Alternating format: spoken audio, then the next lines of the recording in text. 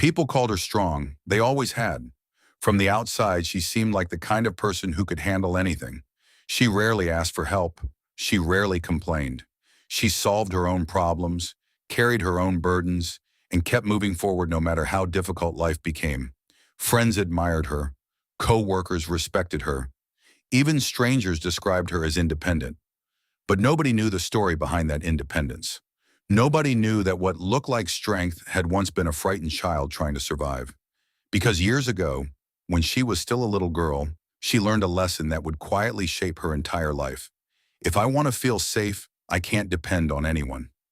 She didn't learn that lesson from a single traumatic event. She learned it from hundreds of small moments. Moments that seemed insignificant on their own. A moment when she was scared and nobody noticed. A moment when she cried and was told she was overreacting. A moment when she needed comfort but was expected to be mature instead. A moment when she felt invisible. Children don't understand psychology. They don't understand emotional neglect. They don't understand attachment wounds. What children understand is experience, and experience becomes belief.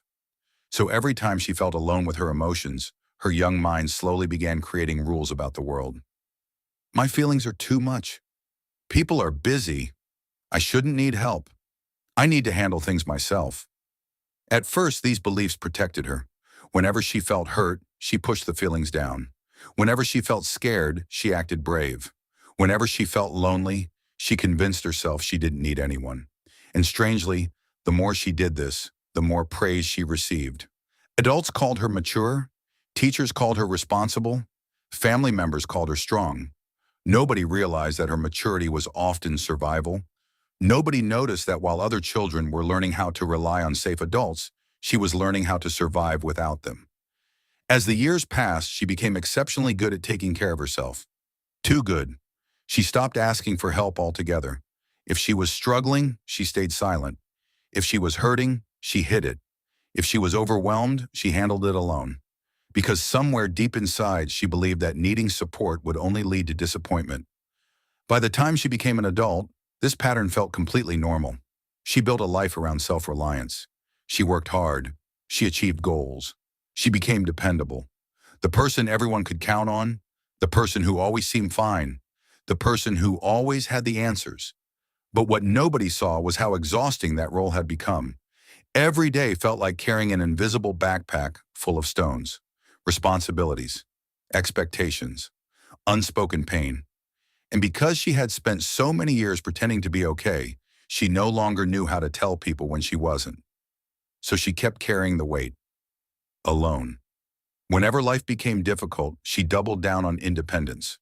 She worked harder, pushed harder, endured more.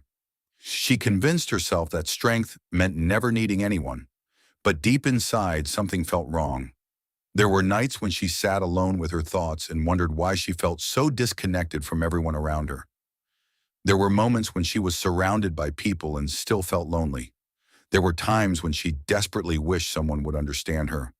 Yet the idea of opening up felt terrifying, because vulnerability felt dangerous.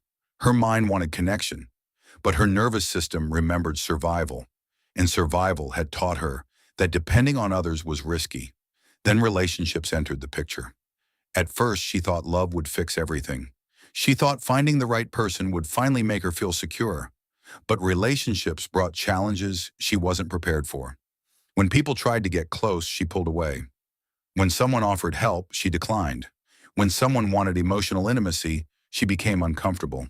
Not because she didn't care, not because she didn't want love, but because closeness activated fears she didn't fully understand.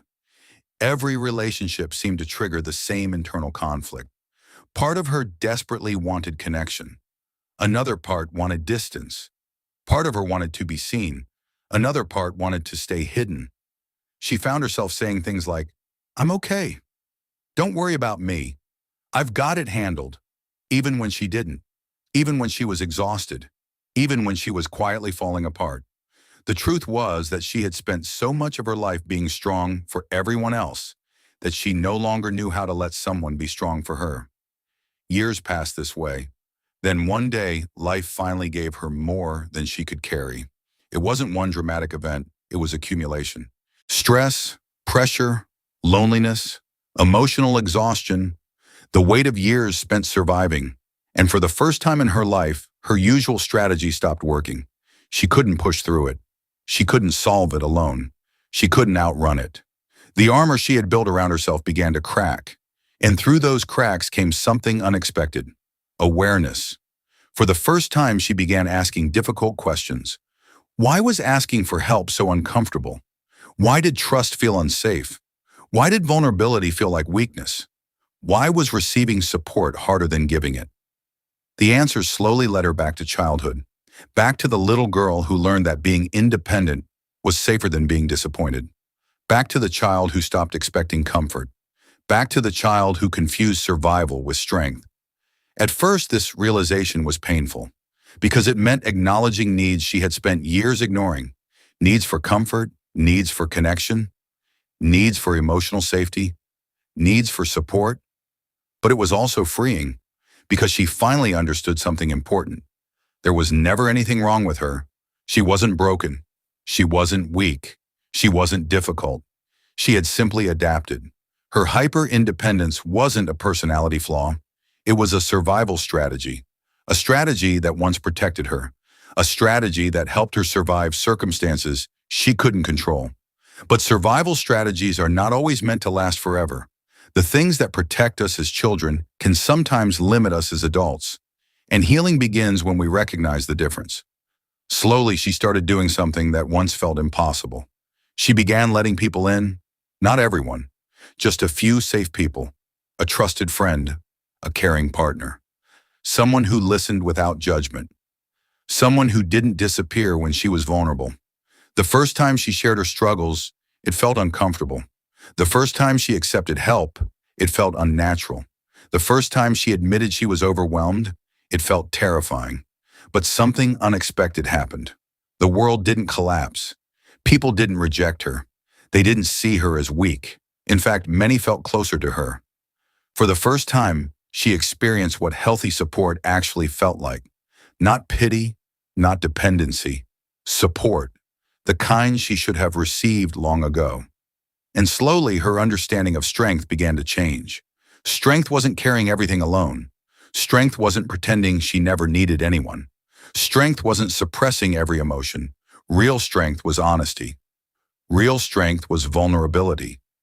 Real strength was allowing herself to be human. As healing continued, she noticed something else. The little girl inside her was still there, still carrying old fears, still expecting disappointment, still preparing for abandonment. But instead of criticizing that child, she began treating her with compassion, because that child had done something remarkable. She had survived. She had found a way to keep going. She had adapted to circumstances she never should have faced alone. That child deserved understanding, not judgment.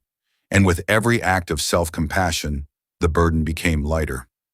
Little by little, she stopped measuring her worth by how much she could endure. She stopped believing that asking for help made her weak. She stopped viewing independence as her only source of safety. Instead, she learned something deeper. She learned that true security isn't found in never needing people. It's found in knowing that safe people exist. It's found in trusting that support's available. It's found in understanding that connection and independence can coexist. Because healing doesn't mean becoming dependent on everyone.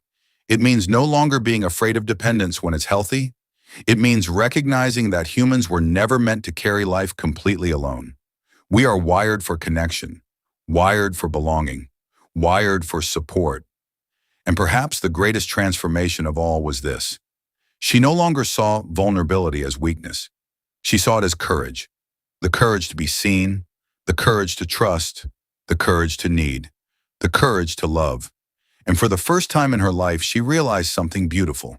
The strongest version of herself was never the woman who carried everything alone. The strongest version of herself was the woman who finally allowed others to walk beside her, because the child who learned not to need anyone was trying to survive. But the woman she became was finally learning how to live. And sometimes that is the bravest thing a person can do,